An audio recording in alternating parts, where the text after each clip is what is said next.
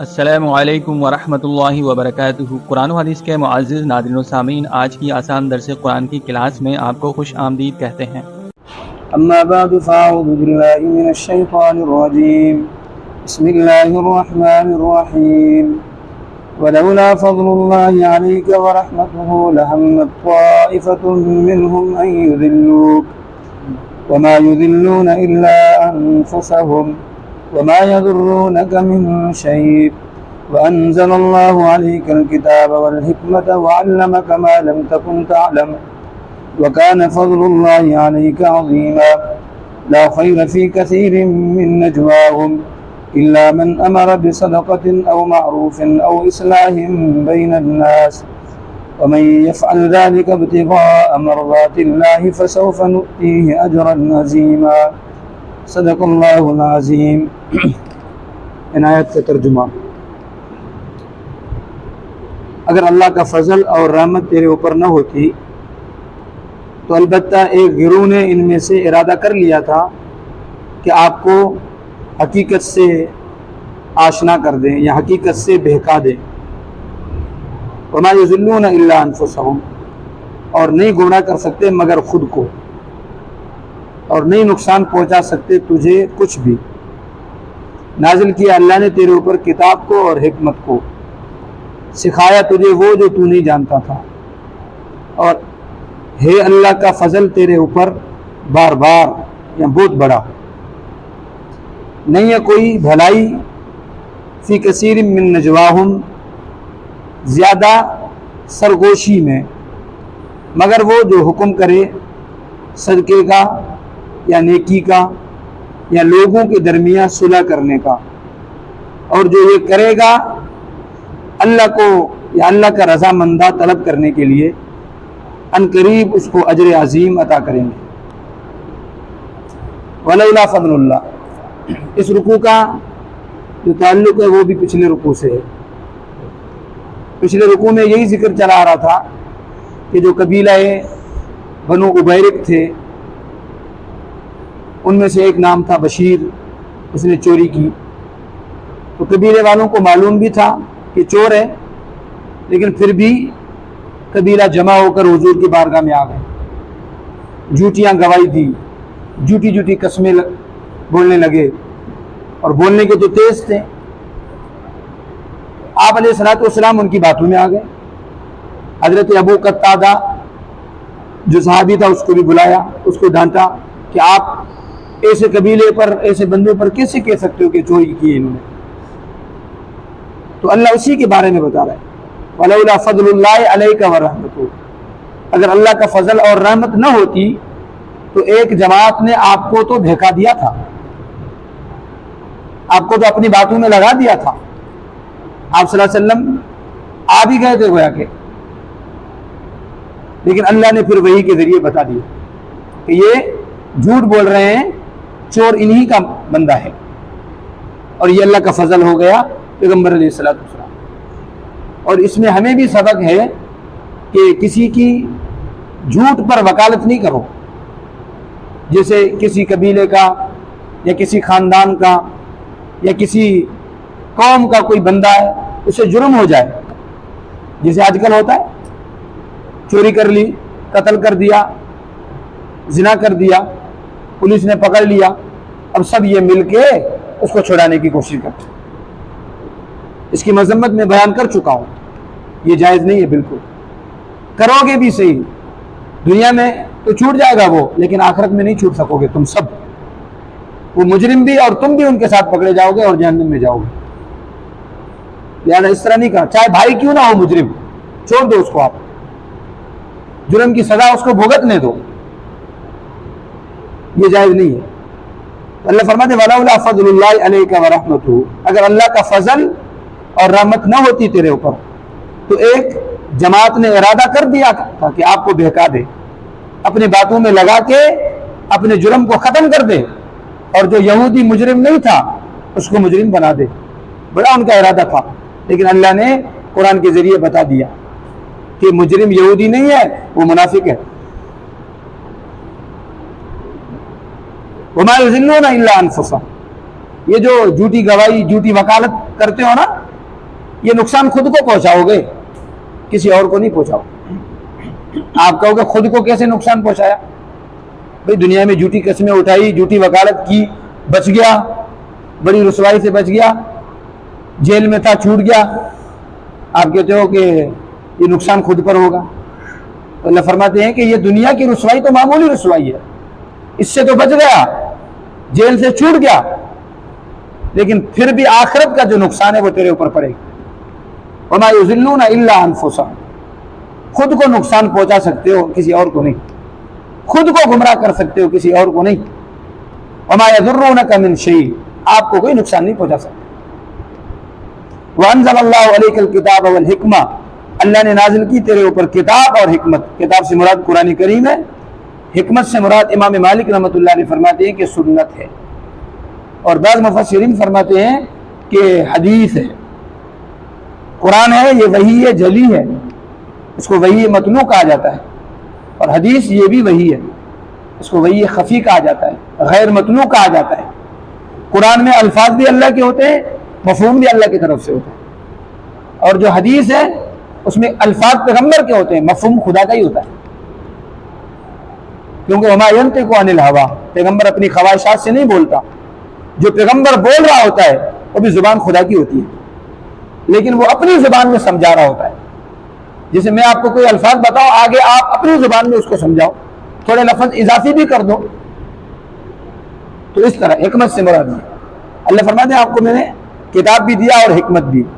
وَعَلَّمَكَ مَا لَمْ تَكُنْ تَعْلَمْ, اور سکھایا آپ کو وہ جو تو نہیں جانتا تھا. یعنی پیغمبر پہلے نہیں جانتے تھے, اللہ نے سکھایا.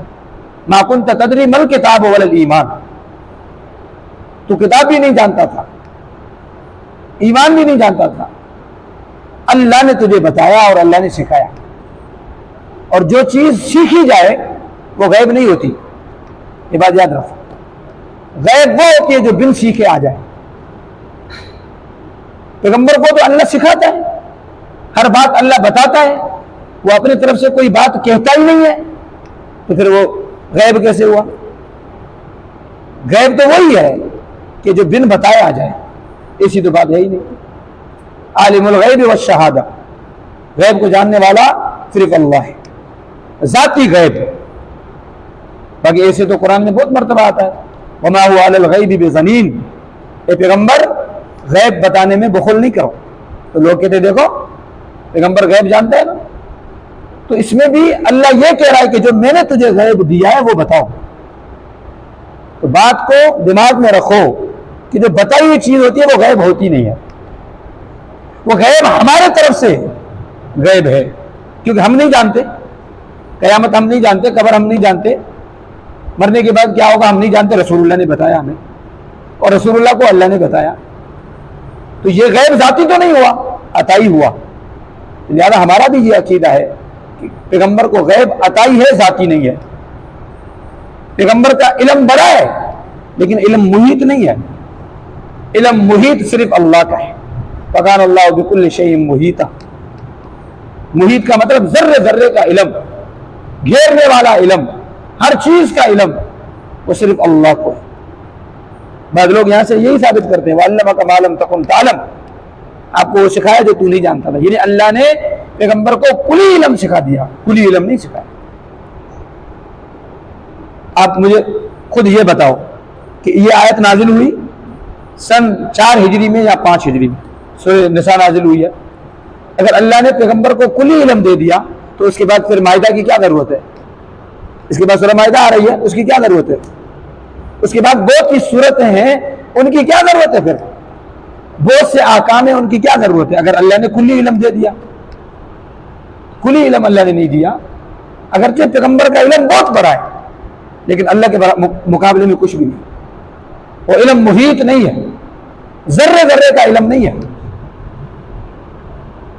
بہت سی چیزیں ایسی ہیں جو اللہ نے خود نہیں سکھائی, جیسے نجوم کا علم ہے, جادو کا علم ہے, شعر و شاعری کا علم ہے, اللہ نے نہیں سکھایا.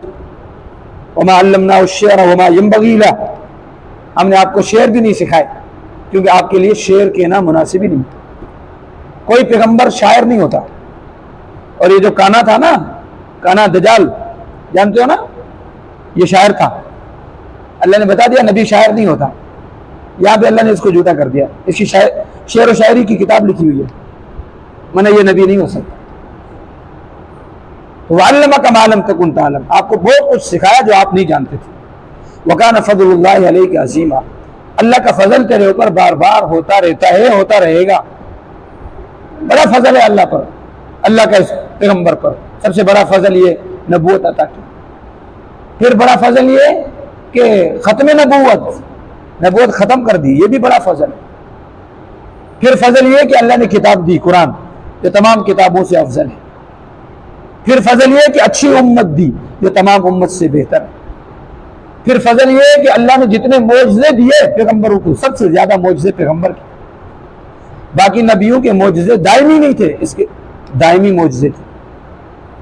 پیغمبر کو اللہ تبارک و تعالیٰ نے بڑا مقام دیا اور آگے بھی دیں گے. وَكَانَ فَضْلُ اللَّهِ عَلَيْكَ عَظِيمًا لَا خَيْرَ فِي كَثِيرٍ مِّن نَجْوَاهُمْ. یہاں سے پھر منافقین کا ذکر. منافقین رات کو بیٹھ کر سرگوشی میں باتیں کر رہے ہیں کہ بھائی اپنا بندہ ہے, چوری کی ہے. میٹنگ کرتے ہو نا تم بھی کہ اپنے قبیلے کا بندہ ہے, بھائی اپنی قوم کا بندہ ہے, چھڑانا تو ہے. سرگوشیاں کرتے ہو. اللہ فرماتے ہیں بہت سی سرگوشیاں, اس میں خیر نہیں ہوتا. لا خیر فی کثیر من نجواہم, جو گناہ والی میٹنگ ہوگی, جو کسی مجرم کے لیے تم میٹنگ کر رہے ہو, اس میں بھلائی نہیں ہے. اللہ کہتا ہے بھلائی نہیں ہے, نقصان ہی نقصان. آپ نقصان کیا ہوگا, اس کو چھڑاؤ گے پھر جا کے دوسری کسی کی چوری کرے گا, کہے گا مجھے چھڑانے والے ہیں نا, دوسرا کوئی قتل کرے گا. اگر اس کو سڑنے دیتے, جلنے دیتے اس کو, تو پھر چوری نہ کرتا.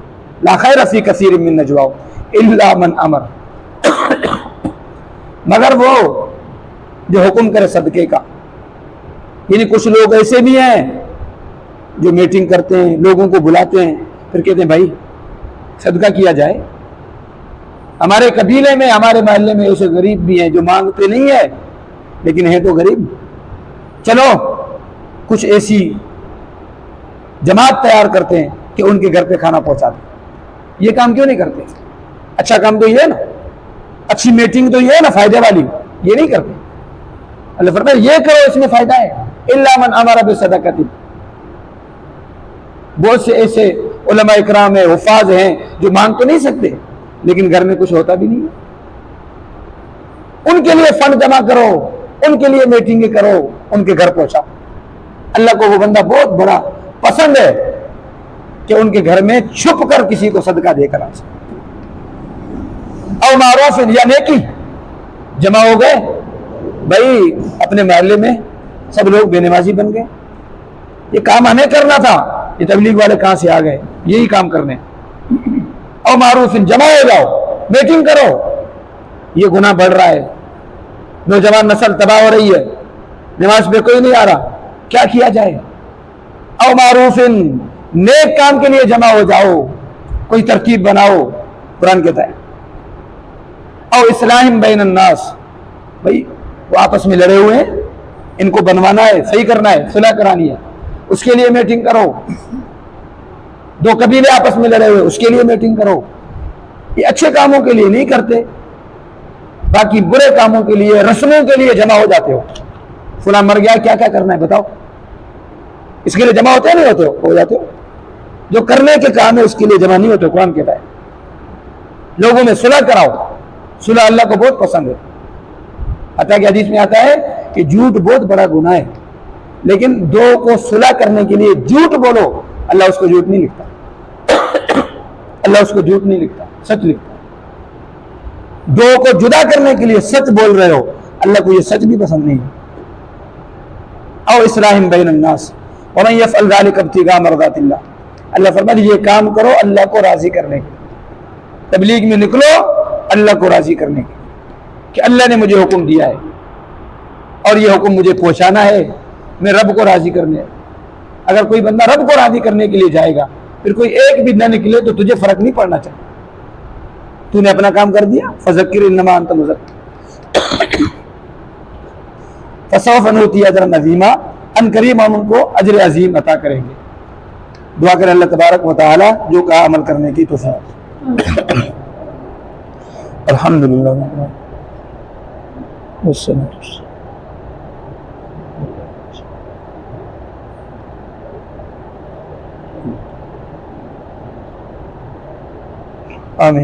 ویڈیو کو لائک اور شیئر کریں، قرآن اور حدیث کے چینل کو سبسکرائب کریں، بیل آئیکن کو دبانا نہ بھولیں تاکہ ہر نئی آنے والی ویڈیو کا نوٹیفیکیشن آپ کو بر وقت ملتا رہے۔ جزاکم اللہ، ملتے ہیں ایک نئی ویڈیو میں، تب تک